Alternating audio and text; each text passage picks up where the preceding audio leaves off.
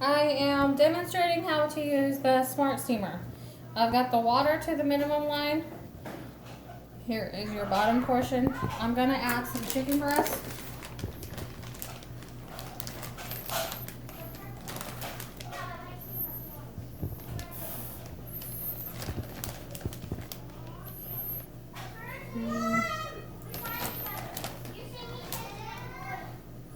I'm adding 3.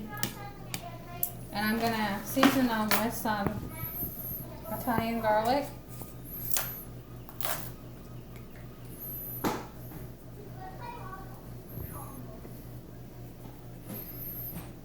Okay.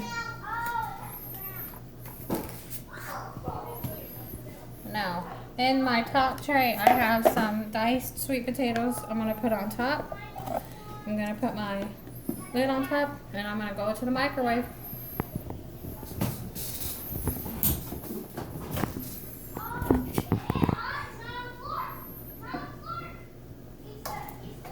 The chicken's gonna take about anywhere from 18 to 20 minutes, so I'm gonna do about 10 minutes and then check it and do another 4 and see if it's done by then.